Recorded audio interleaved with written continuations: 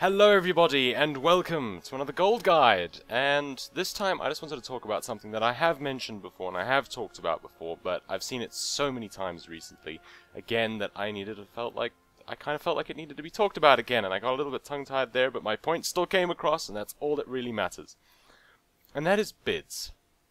Now, the problem with bids is that some people seem to think, or seem to like the idea of posting an item with no buyout, just a bid, right? So then people will bid it up, and in their fantasy mind this will give them lots and lots of money, and suddenly everything is going to be amazing.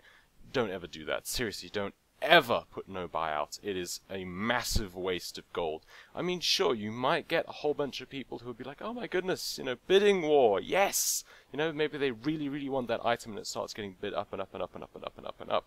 But I mean, I'm talking about items like volatile water, for example. You really don't ever want to put items like that up for bid. Why? Because when people want to buy that item, they don't want to buy it in half an hour or in 24 hours. They want to buy it and have it now. So it's not really that I'm talking about like the price. It's not about the price. The price doesn't matter. You can put it up for being absurdly expensive buyout, right? Try to keep it within some degree of reason. Putting it up for the gold cap is not going to get any results. It might as well not be there.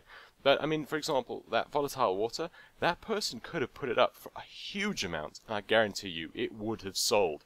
The problem is just that it had no buyout. So they could have made the money, but they didn't, because the people wanted it now, and they couldn't get it now, so they didn't buy it, and they didn't bid on it.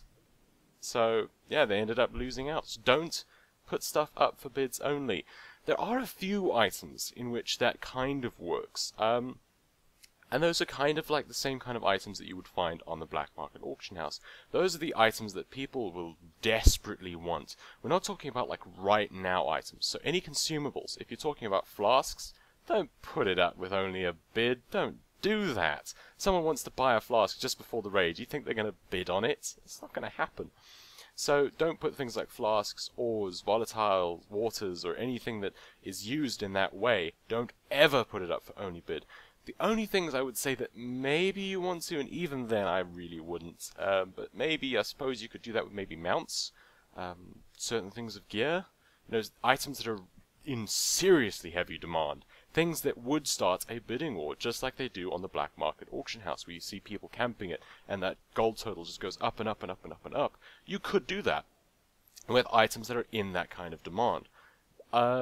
But if it's not like a super rare item that a whole bunch of people are going to be after, it's not worth your time.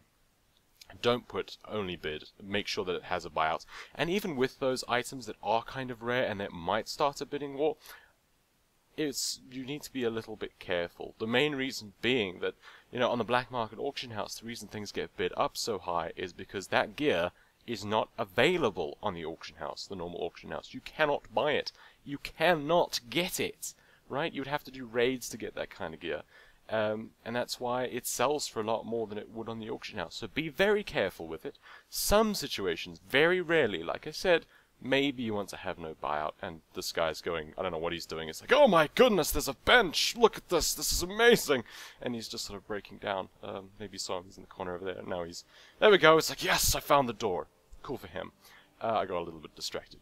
Lesson here, make sure that you've got your buyouts. Very rarely is it a good idea to not have a buyout. So that's all for this episode of Making Gold in the World of Warcraft. Making lots and lots of gold. I hope you enjoyed this short little video, or long little video. I have no concept of time, I really don't. You know what they say, time flies. So, cheerio, hope you liked it. Please click that like button, post a comment, and subscribe for more videos. Ciao.